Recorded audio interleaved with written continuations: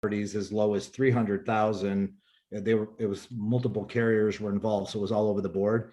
But basically for about 1% of the 1.3% of the total premium, I was able to provide 2 billion, 4 million. 4 million is the annual aggregate. So it's kind of like an umbrella in a sense that you're picking up more coverage. So the takeaway there is the carrier that I've been doing a lot of work with is, and you can take this and, this is free info for you to talk to your broker or whatever, is Erie Niagara Insurance, who I'm sure many of you are aware of. But liability, they're one of the few companies that offer 2 million, 4 million, and it's very inexpensive. And I highly recommend it, especially when you have multiple families in there and you look at some of these verdicts that are coming out, especially for individuals that have properties in their name and they're not in an LLC. This is the best asset protection from an insurance standpoint value that I've seen. Again, under $300 to raise it from 1 million to 2 million. And that's Erie Niagara. They're out of Williamson and out in Buffalo. And that's per location, by the way. So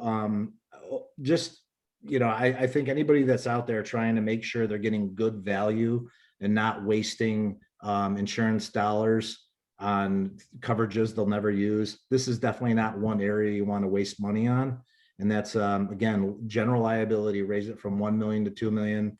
Erie Niagara. The other companies are great too. I haven't seen them do a 2 million, 4 million. So I wanted to give that a quick plug to hopefully help you protect your assets and your tenants. And that's all I got. Thanks, Andy. So you're recommending to increase, John, our liability, regardless of what we got?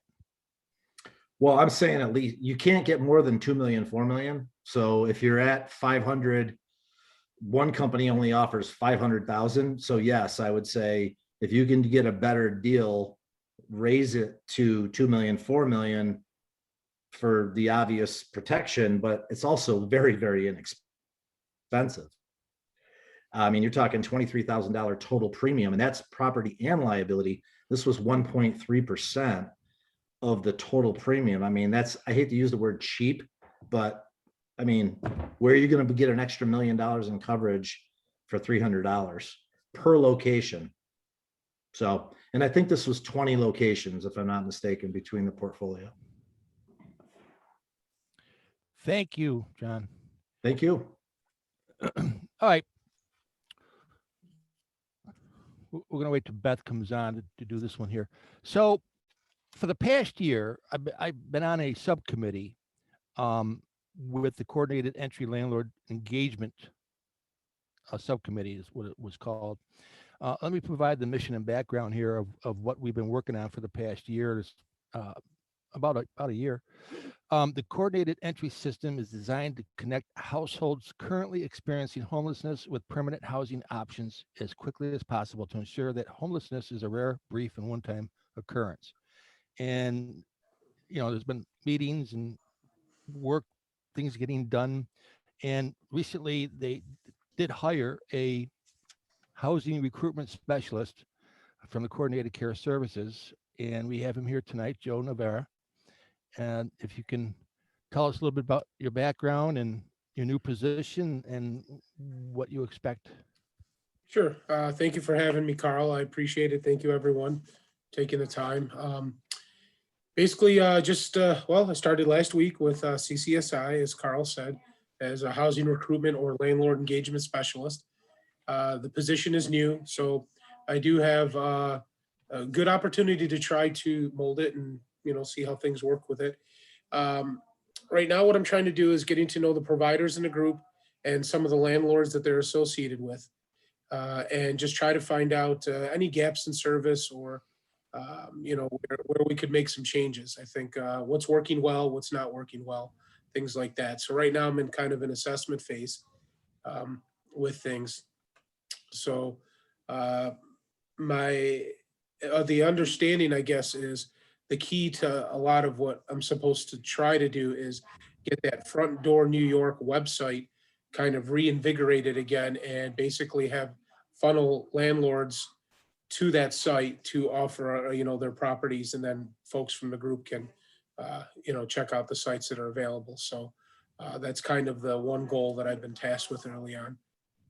My background comes basically, the last 20 years I've been in a human services field. I spent some time with groups that are actually in this consortium of care already, which is interesting, 2 of the 3. I started this journey at Center for Youth Services, working in the inner city with at-risk youth, primarily at Edison Tech High School. Spent about 8 years there, and then spent about 10 years at the VA in Canandaigua and Rochester, the outpatient clinic. And I started on the crisis line, the suicide prevention line as a supervisor, and then I worked to a manager in the vocational rehabilitation. So working in that with veterans, we worked hand in hand with jobs and homelessness. So I was very familiar with a lot of the issues that were going on with veterans in a homeless setting. So had some experience with youth and homelessness, veterans and homelessness. And the last year and a half I spent as a director of workforce development and employment services for an ARC group in another state over there. So I was working to try to find employment and skills and training and things for individuals with intellectual and developmental and physical disabilities. So that COVID came, plan was bring the family out to New Jersey, actually. And that kind of put a halt on everything. So I basically quit that job and came back here and started to look for things that I'd be interested in. So I like working in a helping field. And I think that my background fits fairly well. I have previous business-related contacts, very similar to trying to find units for individuals that are homeless or going to be homeless, trying to find jobs for veterans that were homeless and suffer through mental health and addiction. So I'm bringing out the old Rolodex of all the companies and people and groups and things that I've worked with in Rochester and in Canandaigua. And some of those already have a connection with this group, and some might not. But some of the larger developers, I have a couple of meetings set up next week. Conifer Properties is one, with somebody that I knew there to try to tie them into this group and things like that. So, and I was fortunate enough to work with Buckingham Properties on a national VA pilot program. It didn't end up making it, but we tried it for about 5 months, and they were very amenable to housing veterans and employing veterans through that graduated from the, I forget what it's called, but it's the New York State Association of, what do they call it? The, for the property maintenance exam, I forgot what it's called, but you get your licensure after this exam, and a home inspection, New York State home inspection. So I teamed up with them, Buckingham, three local business owners, including a bank. We sponsored some vets to try to get them in housing and jobs together. And if it was successful, it would have went to 181 VAs across the country. But I left. I wasn't able to tweak it, so I'm excited to kind of bring my background into this group. So. Awesome, Joe. Yes, So, sir. the main objective is you're trying to connect homeless or soon to be homeless with housing providers that have apartments available. Correct. And via in fact, you might want to put it in the chat box, the website, Joe, so we have it. So there's this website, we could list our properties, and it's good to know that only the service providers have access to this website, not the tenants. So when they say service providers, that's the tenant side. Housing providers is our side. So all the agencies have access to that of your apartment. Now, Joe, from the housing provider point of view, a lot, I hear this, not necessarily me, but, oh, homeless. Oh, there's a problem. Oh, geez. I don't want homeless. I've had bad experiences with them in the past, and no, I'm not going to do that. How can you explain how this this program is meant to ease that? Sure. Oh, wait, am I on mute still? No. Okay. Sorry. Yeah. Basically, well, it's going to take a little bit of a few things.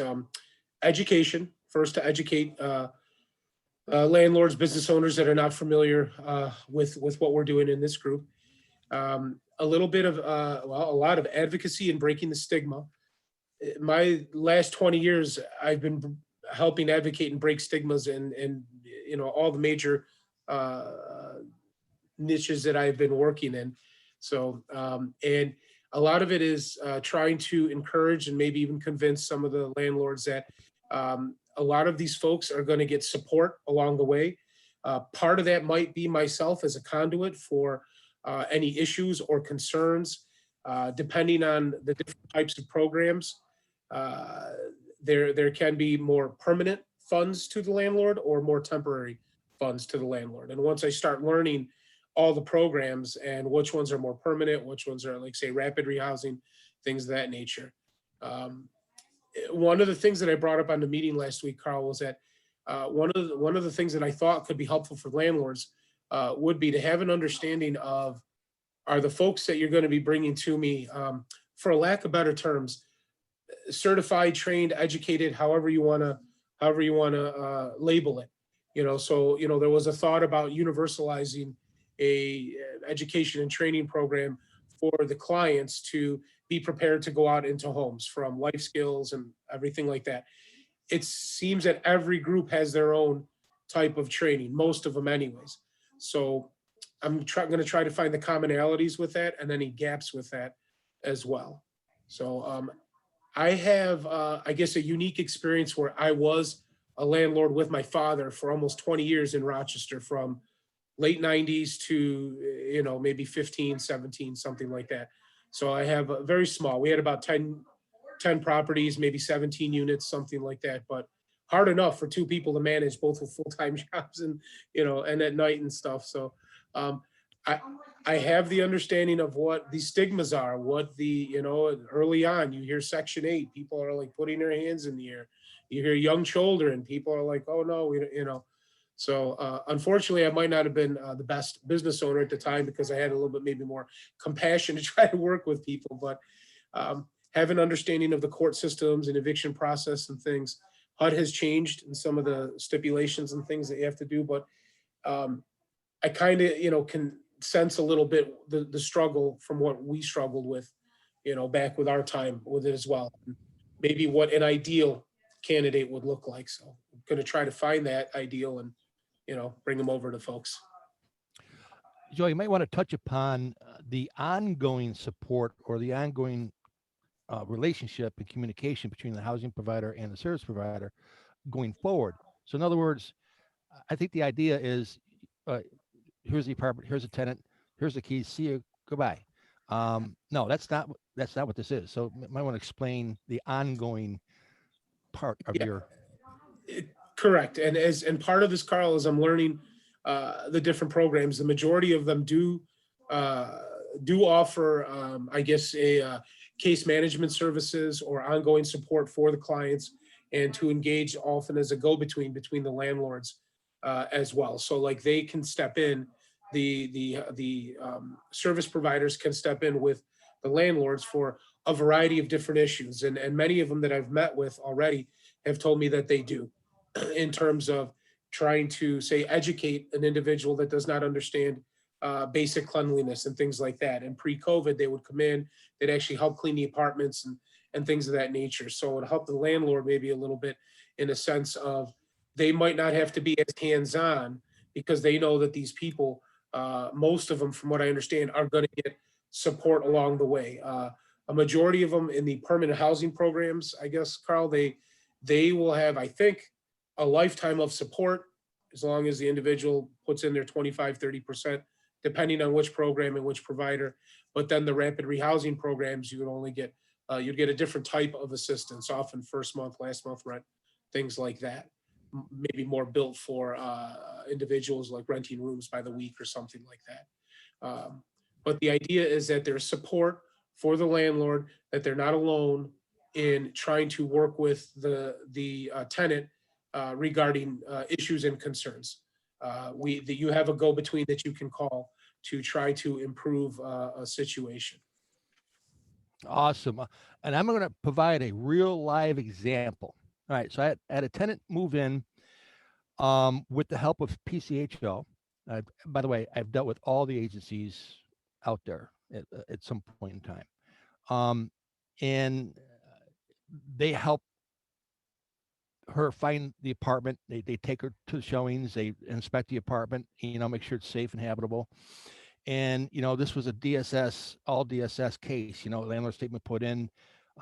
We got, how did that work? We got we got a 989 form saying we're going to pay your rent, right? Well, apparently that came from the emergency department, which is not permanent.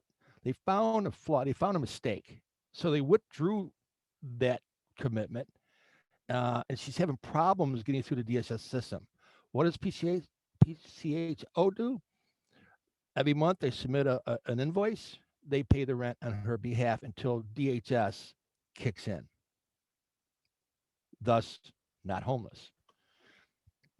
Awesome. Tim Wildman from Partners Ending Homelessness joined us as a partner member also a couple weeks ago. So they're Tim. participating.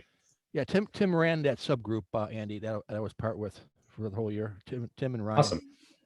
Awesome. Yeah, he joined as a member. Yeah, He just hasn't come to a meeting yet. I'm the one that told him to. You got to join for me to continue. So, any questions on this topic? I know it's a small group right now. In terms of the at risk or the most in need tenants and your apartments, providing your apartments for them. Any questions for Joe?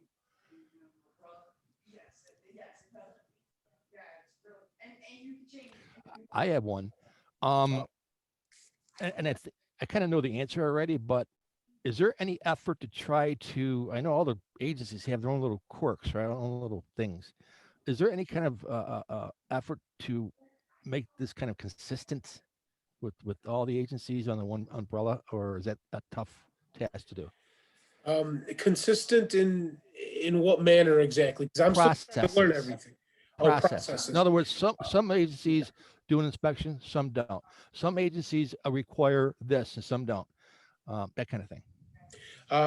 I'm not sure to be able to answer that right now, but I would think that depending on how those agencies were founded or the restrictions or guidelines that they have to work under, there's going to be some differences. For example, on that call last week, I made that suggestion about maybe a universal training program, but I think an individual from HUD or Rochester Housing Authority said, well, by federal law, we have to follow a housing first model. So if somebody has, they're the top of the priority list, you get them in the house first, and then you do the training.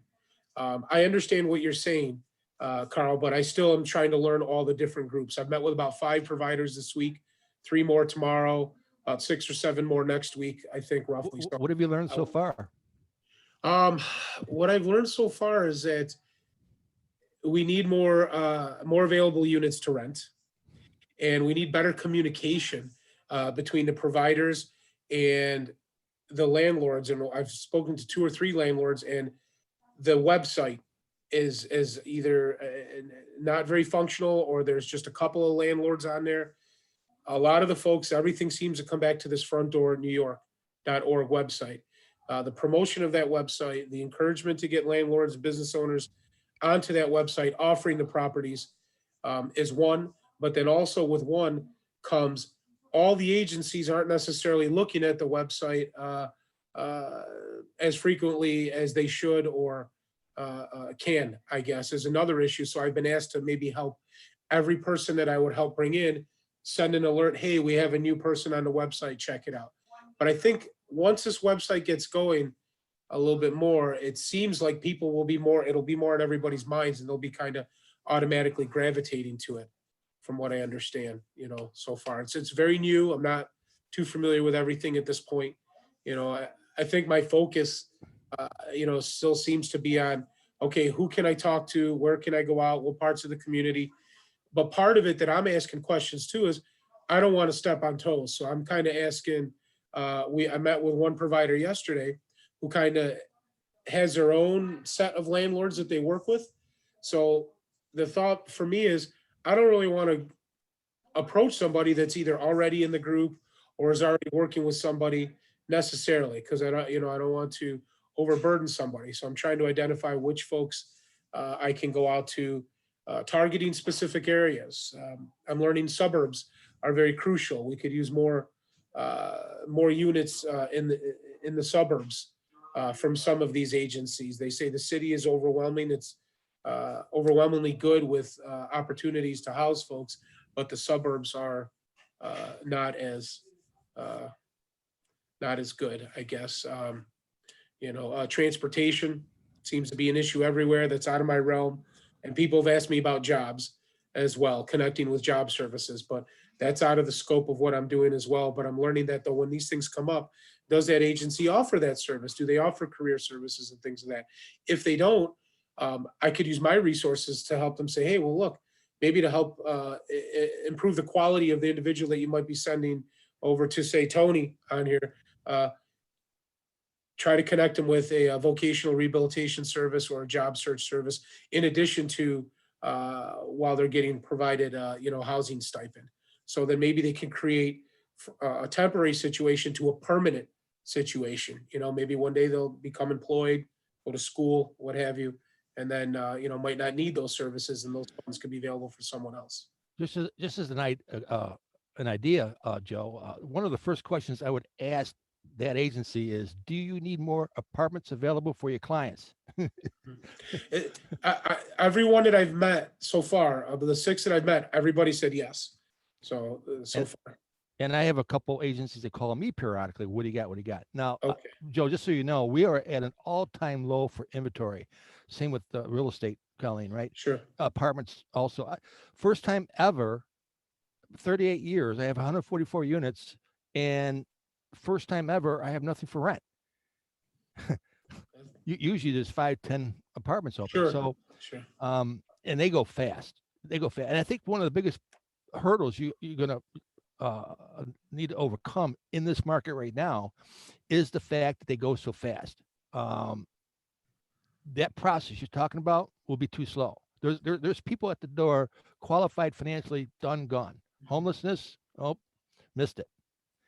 So that's a hurdle right there somehow. And I think that the website would be more applicable to get more properties in there. But yeah, no, Karl, I've learned that some agencies are able to qualify their candidates quicker. Others are not. Some can take up to 45 days.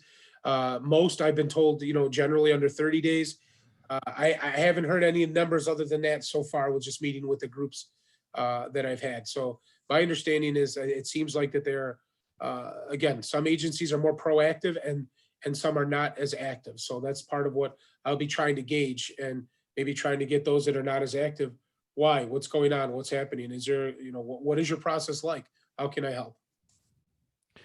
another live example, in fact, it was with Tim Weichman when he was at YWCA. So, brings the tenant over. They paid the security deposit, first month's rent.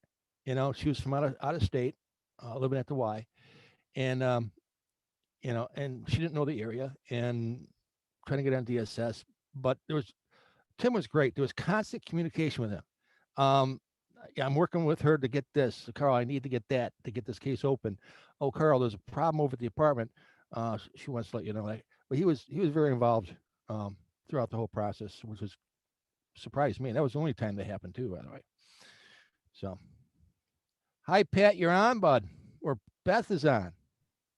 Yes, we're here. We're gonna tag team this today because I made him listen to the call with me. So Who did? City call. the city call. Yeah. You're going to tell us everything you know. Oh, we're a wealth of knowledge tonight. Did you get your drywall mud? No. We use the No the one 20. has it. the powder, the bag. Okay, then you're fine. So we're all done. Any questions? We're all done with that topic for now. And by the way, I don't know if it's worth it or not, but we have, well, 2 of these that deal with the tenants and toilets. Having you come on periodically, we have a bigger group normally with this show, but having come out periodically, and provide updates or whatever. Maybe Andy, a part of the general meeting, 30-minute slot. Because there we have what, 50 showing up. Somewhere between 40 and 50. Yeah, the last one I think we had like 42 maybe for Jamie's, but I think it was, again, the weather was nice and there's only so much you can take of bad news. So Beth, I have two questions. One is, you're on mute. That 39 million, is that the new recent one? Yeah. Or the one, that's the recent one, that 19 yeah, 1.9 trillion. From what I understand, they have money left over from the previous one for tenants who are in eviction right now. You know So how much? I believe they said there's like 800 and some odd cases on before May 1st. And they have money left over for those people. And then this new program starts April 1st. Yep, April 1st is the big day. And secondly, did any, I got out early, so you stayed longer. Did anybody mention about the website? No. The website? Yeah. The one they're going to launch April 1. No. Because I want to post it in the chat, because there's a website that's going to have our application on it, the tenant application on it, and documentation, all that kind of stuff, right? You got that letter from the 24th email? Yeah. So I think the thing is that they have the city money, and then they also have other agencies who are also calling 211. So I think there's a lot of hands in it, and it depends which agency your tenants go with on what the stipulations are. I'm going to type in the website that they claim that's going to be launched August 1. There's 211 to call, and there's the website to go on. I think there might be more websites coming up. Not sure. But Beth, take it away. Okay, so it opens April 1st. They said they probably don't think that you need to be bombarding 211 because the city says they should have enough money throughout the end of the year. We'll see how that goes, but I know a big difference upgrade they made to 211 recently is that the tenant can call. You know how tenants would call and they would just be busy signals for hours and hours. Now you can actually leave your number and they call you back once your time is in the queue. And then also it's 24 hours a day again. So that's a lot better. For the city, their grant, now mind you, you call 211, you might be directed to Catholic Family. You call 211, you might be directed, I think they said 13 agencies. Yep. So if you're directed to the city one, which, what do they call it? EP2? Yeah. EP2. There's 3 factors, and that is they were on unemployment, they have a decrease in income or an increase in expenses. And which I found interesting is that they do take into account the extra money that people are getting from unemployment, while CFC doesn't take that into account. So I thought that was kind of interesting. You mean for income? Yeah. With the threshold. Wow.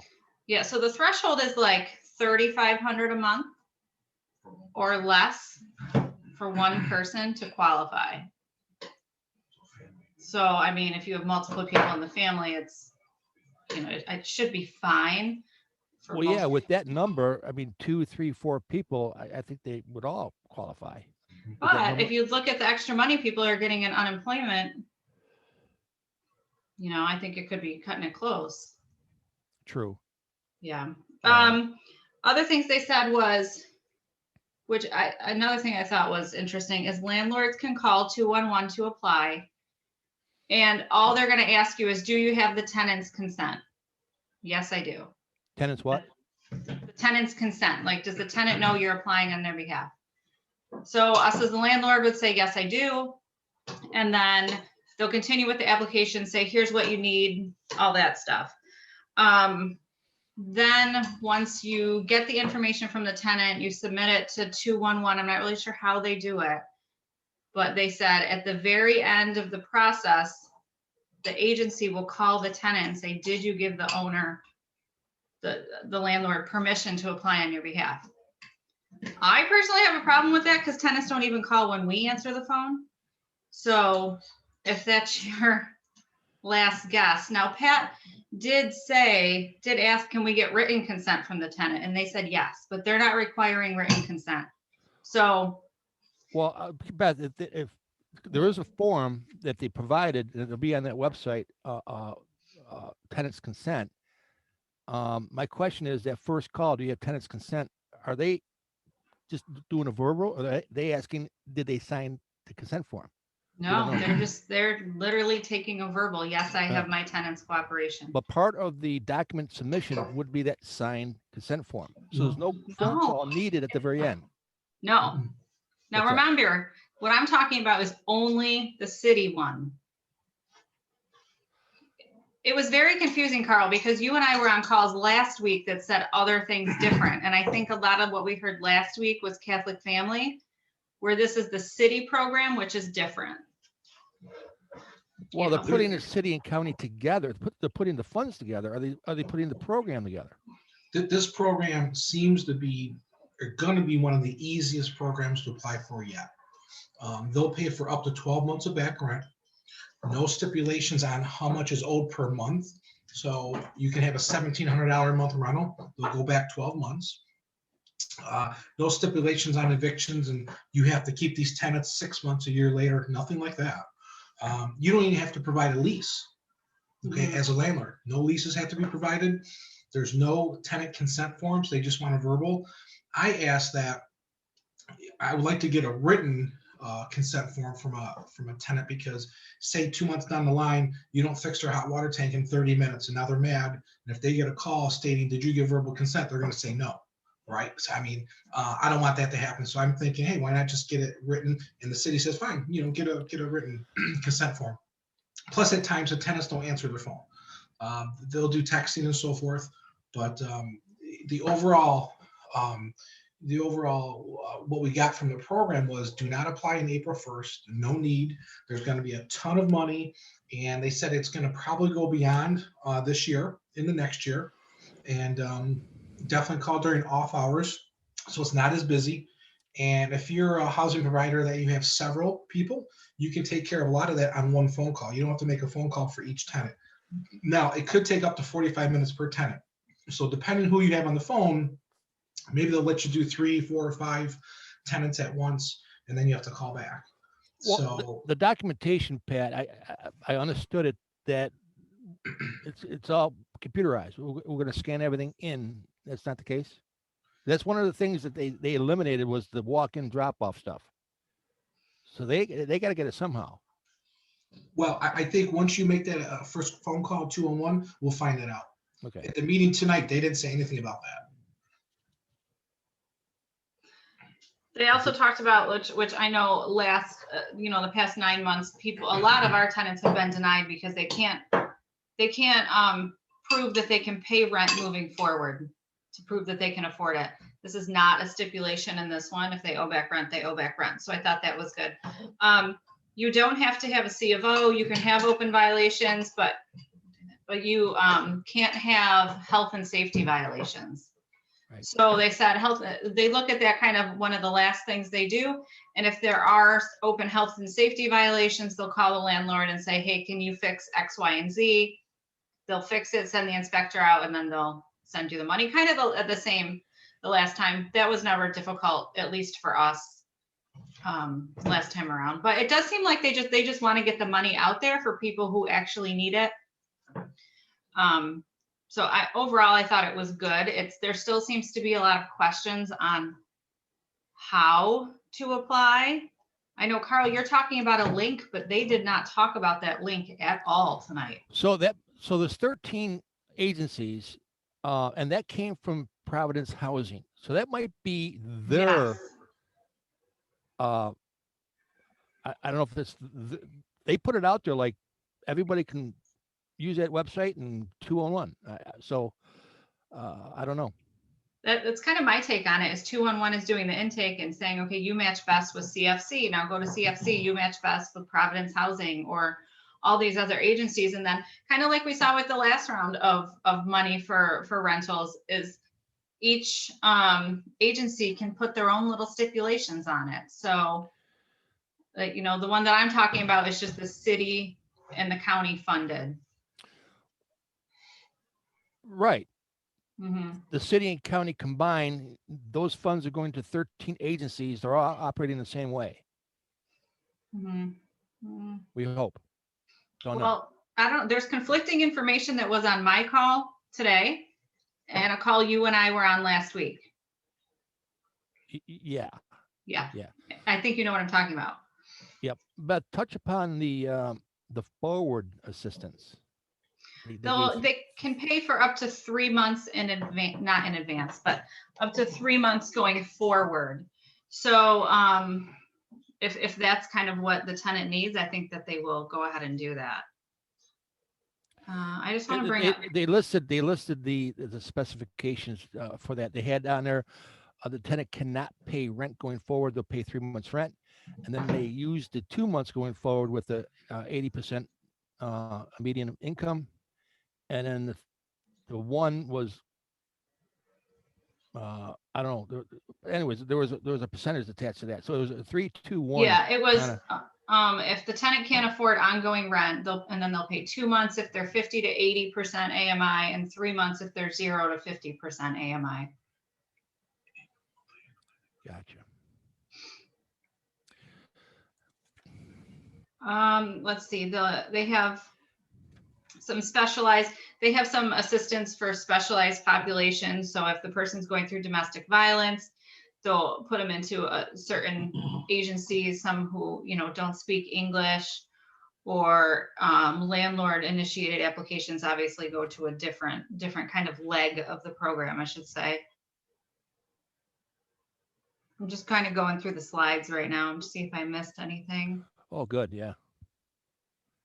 They're going to do, I don't really agree with the way that they are promoting it, but whatever. They're going to do targeted postcard mailings to let tenants know. They're going to put it in the water bills. I don't know about you, but water bills go to me, not to our tenants' houses. So I don't really know how that's going to help. And then they're going to do some ads on social media and radio. And she did say that she said next Monday, maybe not this Monday. Yeah, next Monday. They're going to have the agencies, or at least an intake person yeah, he's loud sometimes. Sorry. They're going to have some intake person at the court. And like you said, they have 39 million. So that's really all I have as far as the slides. A lot of people ask questions on their certain scenarios. I asked because, Karl, I know we've talked about this before. If I have a tenant who owes 6 months and you go, the landlord and the tenant goes through the process, and let's say they're only going to cover 3 months of rent. My understanding is you had to take that 3 months as full payment of back rent. I asked that question and it was kind of skipped over. So Not answered. Not answered. And I think because that's my answer, but I don't think so. I'll differ with you on that. Really? Yep. I think they're going back the full amount. okay. We'll see. We'll see. And then there is no stipulation where if the agency pays the back rent, you won't evict for a year or something like that. That's not in it. So that's good at least. Any more slides? No. That was really it. I mean, it seems like they just tweaked a lot of things from a few months ago, but the big kicker for my tenants is going to be that 211. You can, put down your phone number and they'll call you back when it's your turn, instead of trying to call and resorting to calling at 3 a.m. So I do think that's a positive. Yeah. I'm going to call Providence tomorrow to get clarification on what they sent us. They sent us a sample copy of the tenant permission. Again, that might be their proprietary one. And they sent a document, which I'll go over right now, of the requirements to qualify. And again, I'm not sure if this is theirs, but here's some things we could get started to work on, get some things going, get the tenants working on. Mainly their pay stubs, Social Security, DHS budget sheet. They have to show proof of income. Social Security award letter. Photo identification of all adults over 18. Social Security number of all adults over 18. It doesn't say if they need the Social Security card. Proof of release. Now, you guys said they didn't say anything about that. No, they said you do not need a written lease. Okay. Verification of rental arrears, your 14-day pay or quit itemized or ledger. We provide that.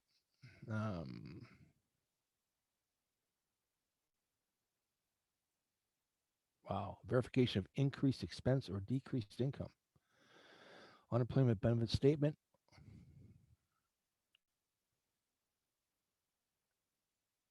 A COVID-19 attestation or verification of rental arrears related to COVID-19. There's a form for that. I think it's going to be on their website. So,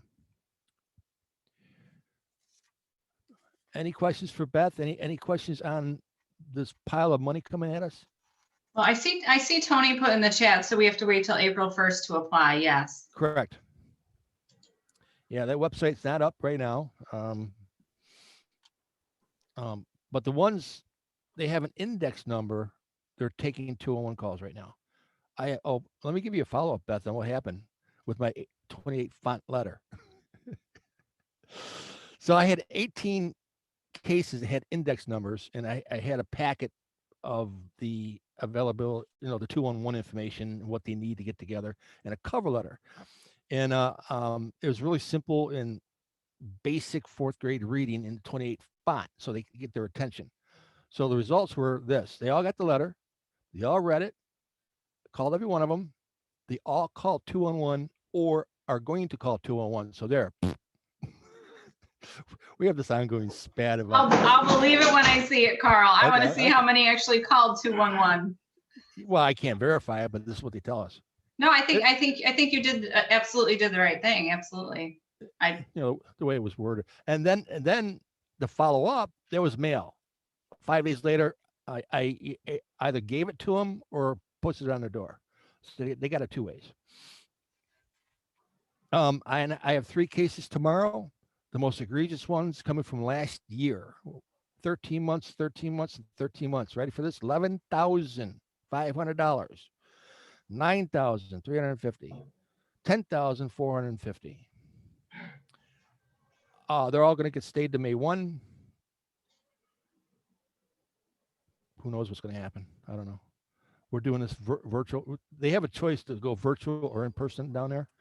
So, and I think Monday, that's right, Monday, it's no more virtual, I heard, because of the assistance and legal aid, that's their presence in the courtroom now starts Monday. So they're stopping the virtual, I think. What's Higgins doing?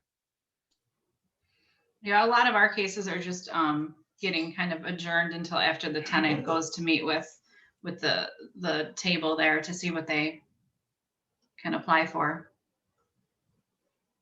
That's really awesome. They got this, instant resources right outside the courtroom. Boom, boom, boom, boom. And instant legal representation right outside the courtroom.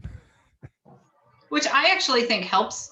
I mean, I think it helps both ends, to be honest with you, because their representation is saying, listen, just go over to the table, answer the questions, and let's see what you qualify for. Where if it was just the, I mean, you know as well as I do that it can be combative. So when they have someone on their side telling them what to do, I do think it helps a lot. You are right. Yeah, correct. Any other questions or comments? Have you heard anything about it, the moratorium being extended? Nope, that's a guessing game right now. You mean after May 1? Yeah. Total guessing game. I've heard attorneys are going to, I don't know. It's a guessing game right now. I don't think so. My opinion. And then I've seen that certain states are suing because they're saying the CDC moratorium was not legal. Hey, Andy, touch upon that. It was your case. It was. So NAHB's Multifamily Council won on March 10th, and yesterday they got clarification that the CDC moratorium Does not apply to all NAHB members across the country. And it will not apply if they decide to extend it past March 31st. So if you're a member of the NAHB, you're golden. Everybody else, you're out of luck. Now we got to teach the courts that, you know, you're gonna Yep. have a copy of the order. But it doesn't affect New York State because New York State's already goes to May 1st. So it's just the CDC declaration BS is null and void if you're a National Association of Home Builders member. There was a case filed last Wednesday in Albany, New York State, to challenge the hardship letter. Don't know the status of that. I got a call to help finance it. I said, sure, show me the case. I haven't got it back yet, but it was filed. And I think Jamie has a copy of that, Andy. She spent an awful lot of time in Albany. And I think one of the reasons why Rochester Housing Court Act, we're going to have a special section of City Court, Rochester Housing Court. Do you know why they're doing this? I'll read it again. It's not pretty. This law would establish a housing court in the Rochester City Court. The purpose of this measure is to improve the quality of housing in the city of Rochester by enabling stricter, more effective enforcement of housing standards. The court's jurisdiction would be considerably broadened, and the housing court would be empowered to recommend, employ any remedy, program, procedure, sanction, criminal or civil, authorized by federal, state, or local law for the enforcement of housing standards, regardless of the relief urging sought by the party. Listen to that. You're going to court for not payment of rent, and next thing you know it, you're the defendant. They're going to turn that right around and throw it into a warrant of habitability hearing. You now become a defendant. That's what that says. They bring that up. Oh, no. The judge could order us stuff as he sees fit. Yeah, I see that as being problematic. I think Jamie's going to have more to say on that. And I think she might be the one dealing with that. And it's up on the chat. If you want to look it up and read the actual language at the very top, New York NYS S3280. It's all right there. I got that website for the rent application. It's up there on the chat site. How are you doing with applications, Carl? I'm getting a ton every day. For what? Just applications for your open units. Oh, I have none. You have no open units? No. Wow. First time ever. Actually, the second time. Well, ever. it's because you can't get rid of anybody, but Exactly. I'd have about 10 open if I could. yeah. We have maybe 6 or 7 open. I'm probably getting 10 applications a day. And yeah, we spoke on this before you came on. We're seeing just a massive people trying to get housing, and there's hardly any inventory out there. How many units do you have open? Again? Probably 6 or 7 right now. That's pretty good for the number of units you got. Yeah, I mean, I think maybe a couple weeks ago we only had like 3. But I mean, it's because nobody's moving, so they're not doing that natural turnover. We have probably 5 tenants since the first of the year that moved out of state. But I mean, the quality of applications are pretty horrendous. You might want to well, you missed Joe's presentation. He's part of the rapid rehousing. He's a housing coordinator, and there's a website available to put your units on, and their goal is to match homeless or soon to be at risk kind of tenants, they need housing, match it up with the housing provider for permanent housing with support services to follow. So Joe, you might want to get together with Gallagher. They have a pretty large number of units, and maybe a one-on-one with them. Okay. Yeah, I'll put my information in the side. All right, thank you. You're welcome.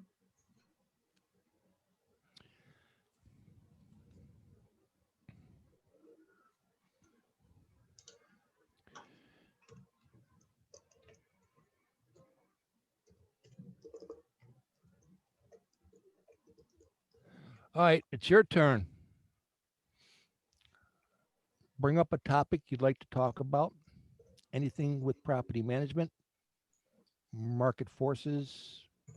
So I have just a quick product update. So for anybody who doesn't know, expect more shortages of things, including drywall compound, including wallpaper glue, including foam board, including spray foam, including polyiso, including you name it. 4 to 6 weeks out minimum on drywall mud right now. Good luck finding it. Home Depot's out, Lowe's is out, L&W Supply is out. Henrietta Building Supply tried to empty all of the stores, all the Home Depot stores in upstate New York, so they could get mud for their customers. They got caught and shut down.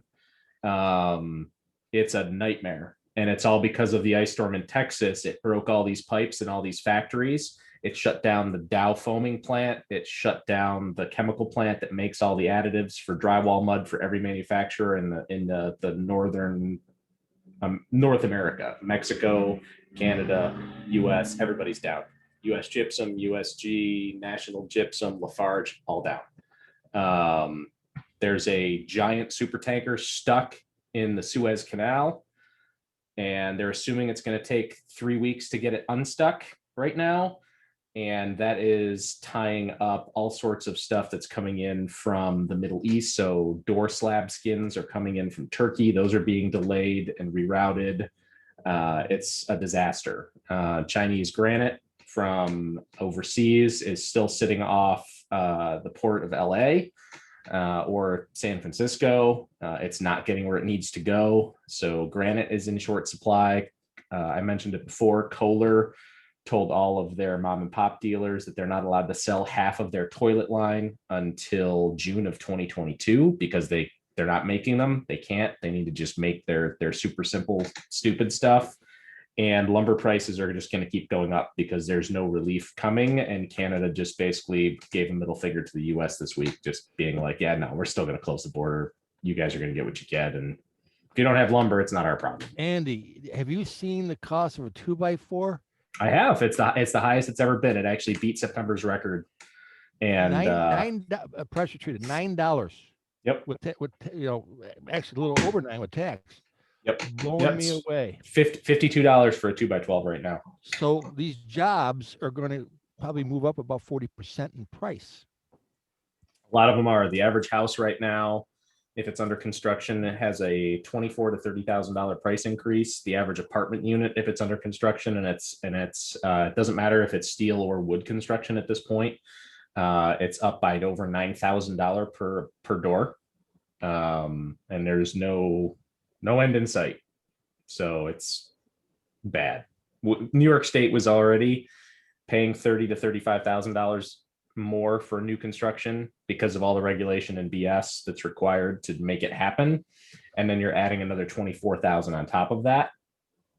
So you're talking about, you could build in Tennessee for 50 grand. Well, at the time it would be 30 grand less, just because there's not all the regulation and BS that New York requires. And now you're adding another 25,000 onto the cost of that just in property taxes alone. You're making new housing unaffordable for pretty much everybody who isn't a multimillionaire trying to move out of New York City. Greg Brooks, that is an awesome idea. You see that, Beth? Do a 3-way call to 2-on-1 with the tenant. My question, Greg, can either party initiate the 3-way? Because I haven't done one yet. Maybe Andy knows. The technology would allow it. You should be able to make it happen. Either party should be able to figure out how to conference somebody in. You just got to do it. Every cell phone made in the last 10 or 15 years supports it as a basic level plan. So it should be doable. That's an interesting idea. Awesome. Hey, Andy. Hi. Hey, I have a bunch of roofs coming up and some other construction stuff, exterior stuff. Would you recommend that I start buying a bunch of OSB right now and shingles and so forth?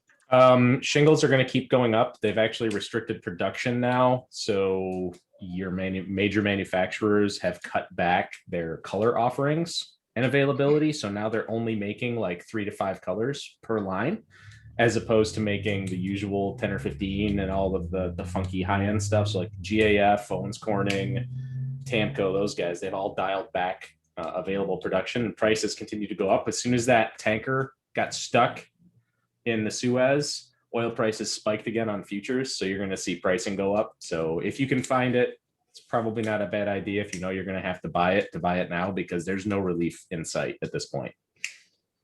Okay, thanks. So 4 to 6 weeks out, plan around that. We might want to take a real serious look at metal roofs. They might be much cheaper. And on a side note, Rochester's the only, and you may know this, Rochester's the only city in New York State that will not allow a metal roof over shaker shingles. Interesting. Got to have a tear off. Well, steel is up ridiculously high too now, Karl. So you add the shingle into the wood. I don't know. I'll get estimates. The best way to go over shingles with steel is to just you cleat the roof with 2x4s. Oh yeah. And if there's shingles already there, you just go right through the shingles, right to the rafters. Right. So, but steel's not that much cheaper than shingles right now. It's worth taking a look at it, Yeah. because between shingles and wood, it's a tear off. So I suspect it's going to be a little bit higher than metals. I got Aaron Rodgers, not the quarterback. Have you heard of Aaron Rodgers, Pat? I know him. Yeah. Yeah, he's the main metal roof guy out there right now. Yep. One of them. Yep. Check with B&L and check with ABC and shop them against each other. Depot's going to be high, like they're going to be over $4 a square foot probably for steel. So The other thing that I heard recently, Andy, you may know more about it, is I was talking to an electrician and he was saying that your average service change right now is about $2,000. He said once the city passes the new code, which he thinks will be at New York State will be kind of at the end of this year. He says it will be about $3,800 for a new service. So they want universal shutoffs outside now.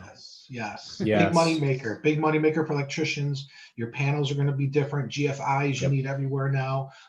It's going to go up a lot. So if you have some older panels, rusted panels, your risers are kind of frayed, take care of all that stuff now. But they're saying between 1 and 2 years, this is going to come out, and just another big money maker. It's going to cost a lot of money. double in price is quite Almost. the jump. yep. The NAHB, the New York State version, is trying to stop the outside panel access shutoff piece. They've stopped it 5 or 6 times prior.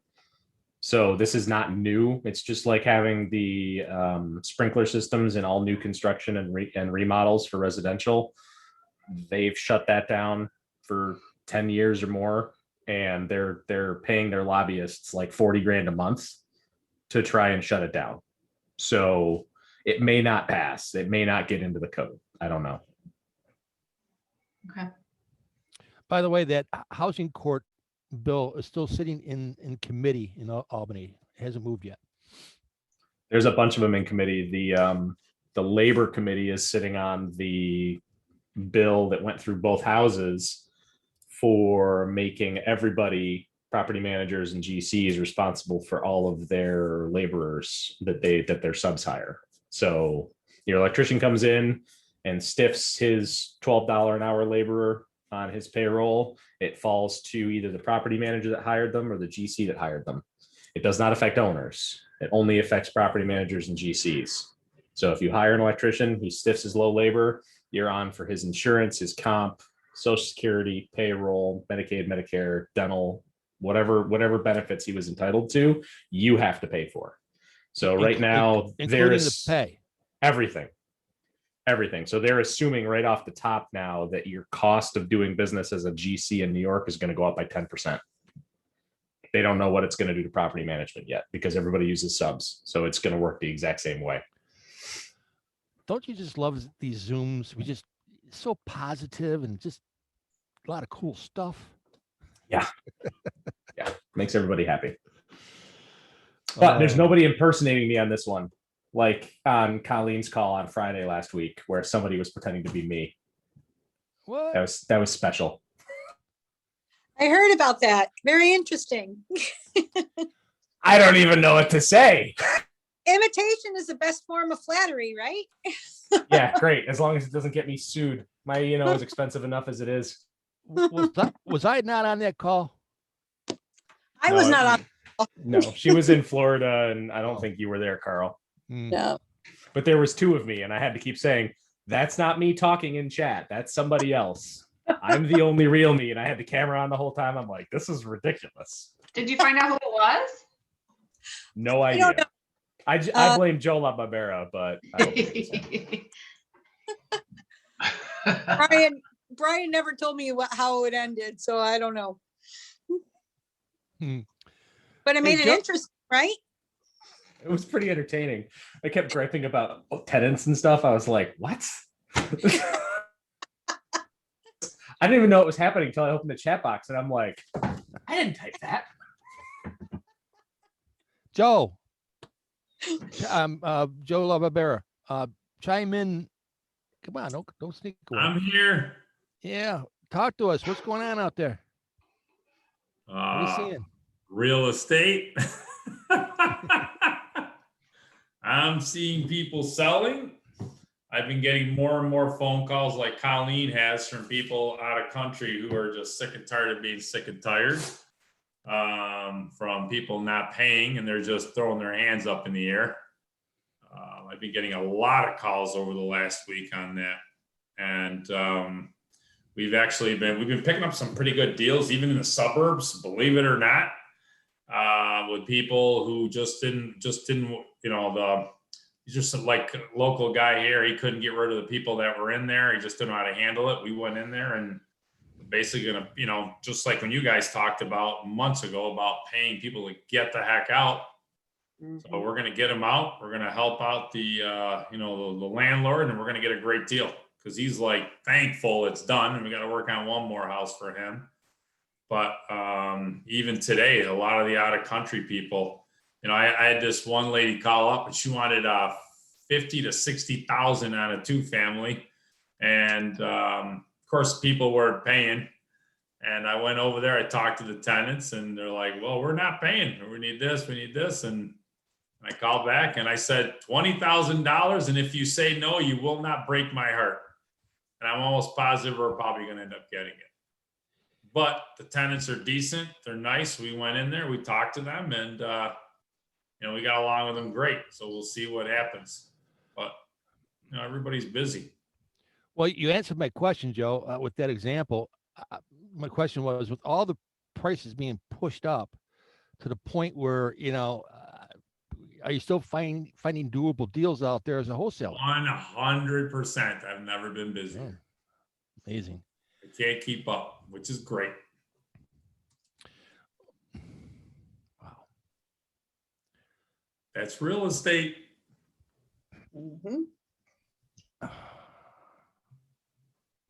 I'm sure Colleen can testify to that times 10. It's been busy. I'm never complaining about it. I know. So who handled your load while you were gone? You didn't work from Florida, right? You put the phone down. Right? I, for the first time in probably my entire real estate career, so over 35 years, I turned my phone on Do Not Disturb for a week. Awesome. And it was crazy. The first couple of days I was going through withdrawal, and then I kind of just gave into it. You can't use a phone in the Gulf of Mexico when you're jet skiing. So it was definitely, but when I called my secretary from the hospital Tuesday morning, she's like, "You're not coming in?" And I said, "I'm here. I'm in Rochester. I will be in tune with everything in just a few hours." So she had a little panic attack, though. I think she might have quit if I didn't come back. It would have been rough. So that same one that I met, Colleen, at the property, what's her name again? Marissa? Marissa Del Vecchio. That's Was one of them. Yep, she was with me, and then Kirsten Perkins has joined my team, and Brian Timmons is on my team, and then we might be getting another two soon. There's a lot to go around. I'm keeping everybody pretty busy. Greg had a question on the side. He wants us to talk about how we handle providing appliances to tenants. I think I've gone back and forth for years on it. So my philosophy is I like to provide them because it gives you a better product. And when tenants move their stoves and refrigerators in, if they bring their own, they bring whatever rodents or little bugs with them. They also smash the doors, getting them in, the door frames, they can tear the flooring. So I prefer to provide them and maintain them. You can, make up for that and increase in rent when you rent it. I do know that other people have the opposite philosophy. Bring your own, you maintain them. And then some people say if they're there, go ahead. But if they break, you got to bring your own. So I have a hybrid model. Would you like to hear that? Love it. All right, 38 years, Greg, never touched an appliance. I'm not in the appliance business, right? Thank God. And it really didn't affect the price. Nowadays, the tenant community have been educated that they need to get their own appliances. They always tell me, "Oh yeah, I know. Oh yeah, I know. Yeah." Before, no, they expected it, but so that change really happened over the past 10 years. So see, now, Karl, I will disagree with you. oh, let me Throw a stainless steel refrigerator and a beautiful stain and black stove. Oh, they're fighting for that unit. You got, And totally, you can totally charge understand. Totally understand. So I have an option upgrade. I will provide, by the way, they may have a refrigerator, no stove, vice versa, right? So I'm providing that service. I'll provide a stove, and I'll get that one. I got a picture of it right on the where the stove goes.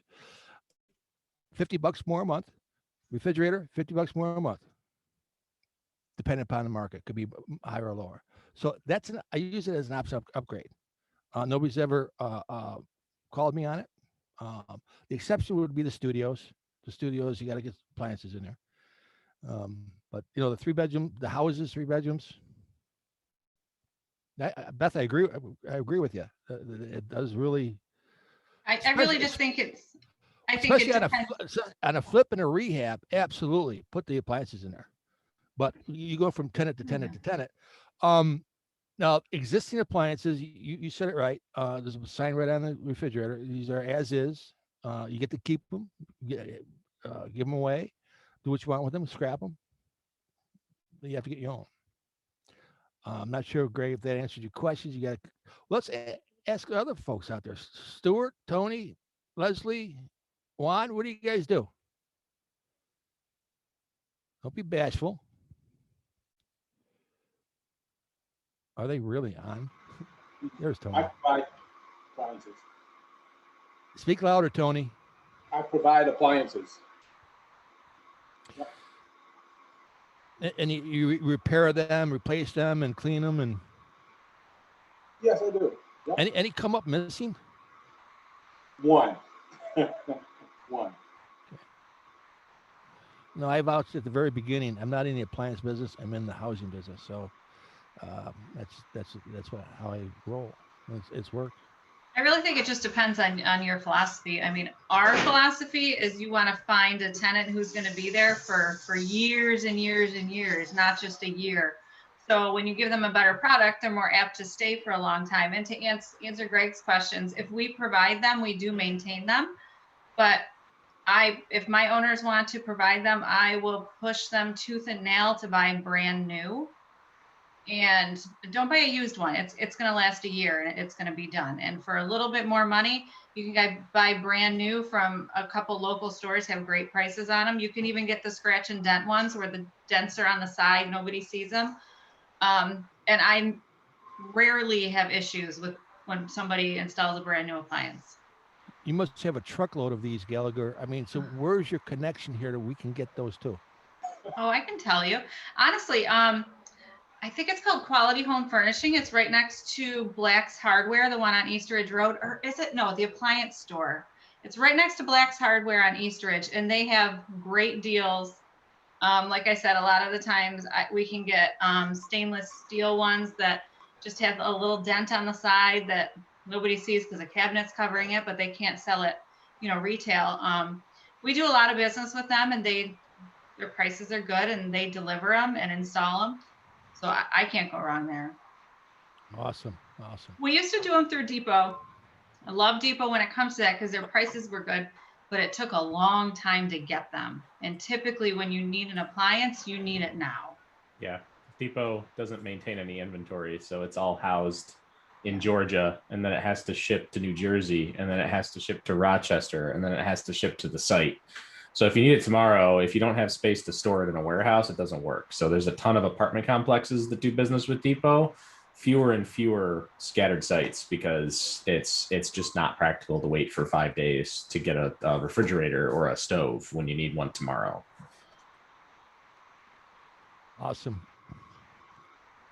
The pricing is ridiculously good if you're on the national REIA program through FFREIA.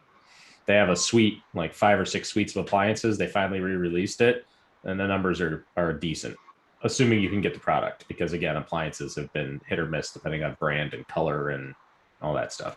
So Beth, would it make sense to stockpile a little bit and get that better price at Home Depot?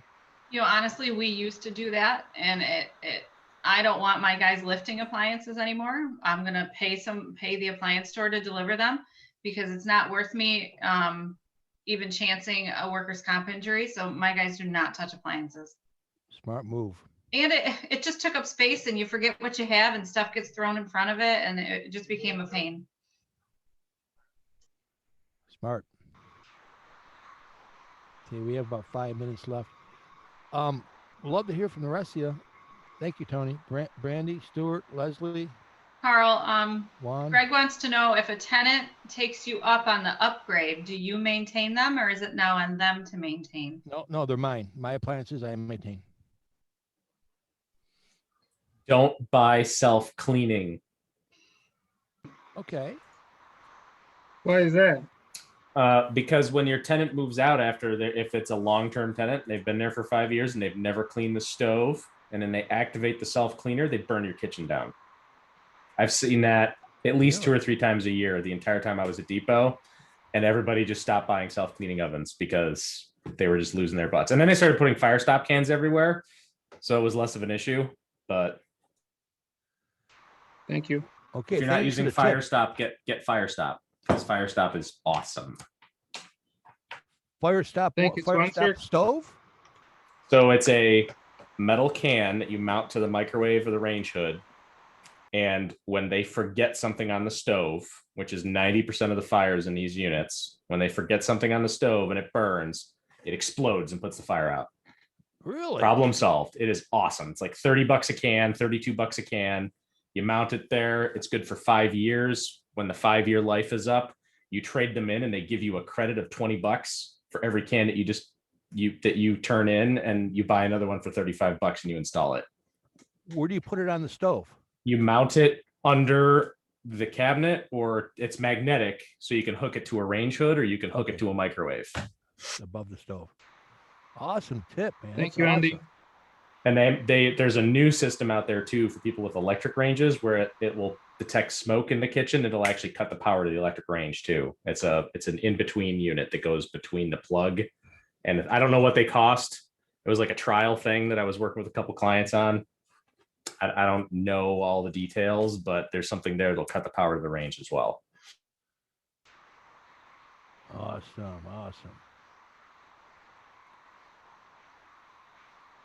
Tony, you're on.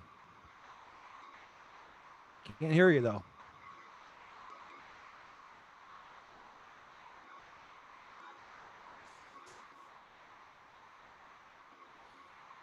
No Tony.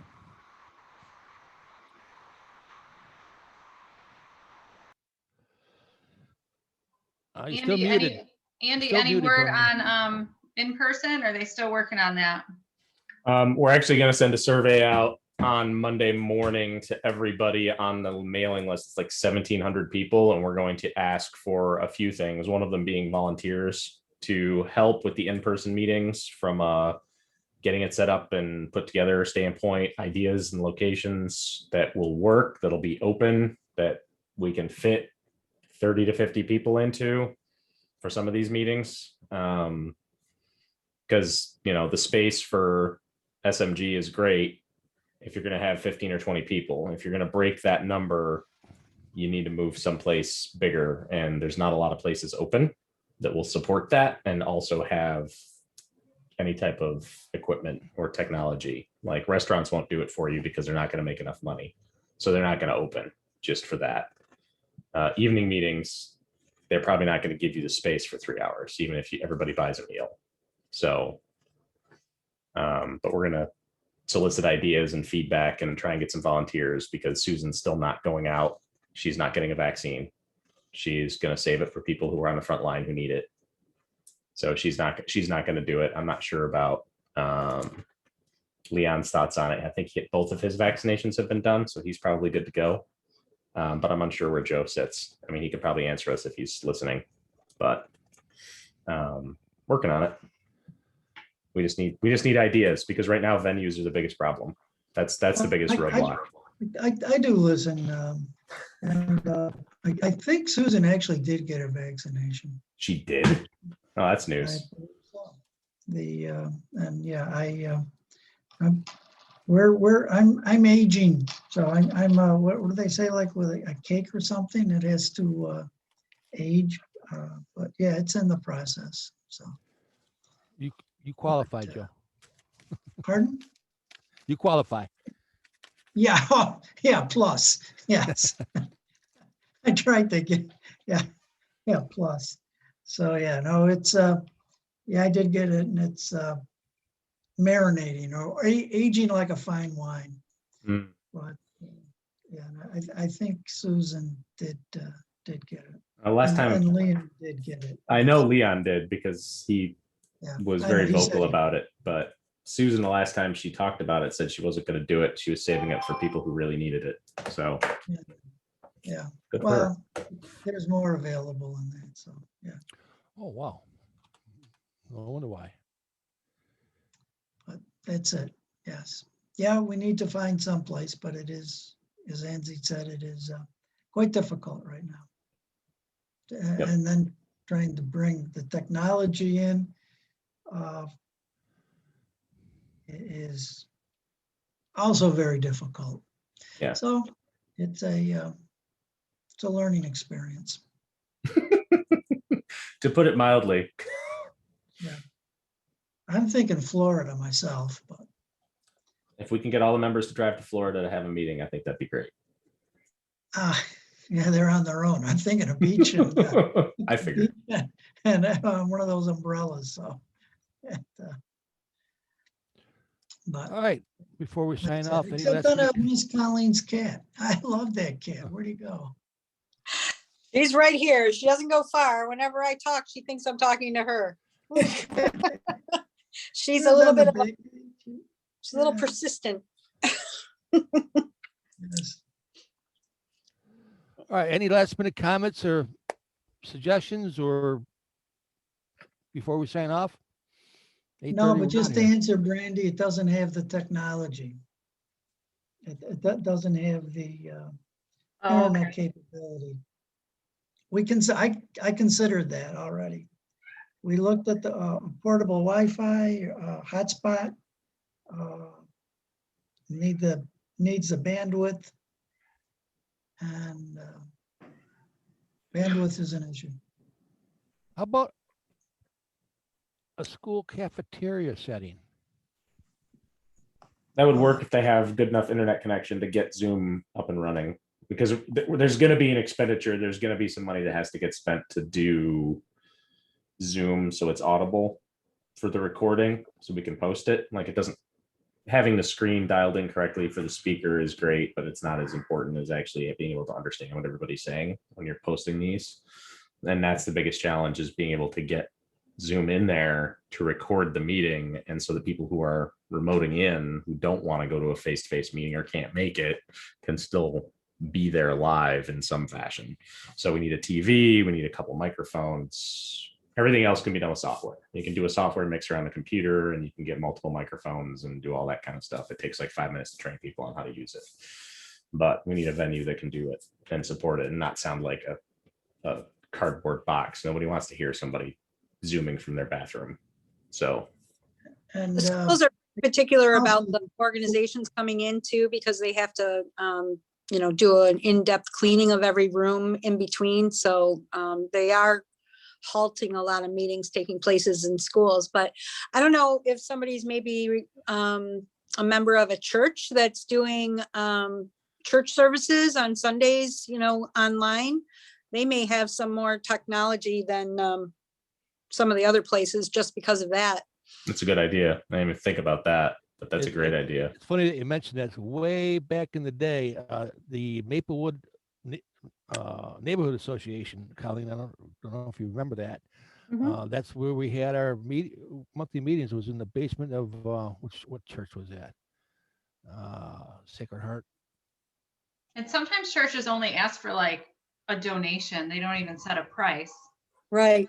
We've been also doing some Florida REIA meetings, and they do them at hotels. Yes. So, I mean, obviously we That's Zoom Florida. into those, and that's been working. Yeah, that's Florida. Yeah, hotel could certainly do it. And I guess that is a possibility. Florida, of course, is working differently than we do. But I suppose a hotel is a thought. Yeah, I have one other thought that might work. That I didn't bring it up yet. But I have another idea that might work. So we'll see. All right. All right, guys, let's wrap But this I up. kinda We're like kind of all Brand- done. A tent. If we put a tent next to a Starbucks or a Panera. Their Wi-Fi is terrible. Have you ever been on a Zoom meeting from there? No. It's awful. No.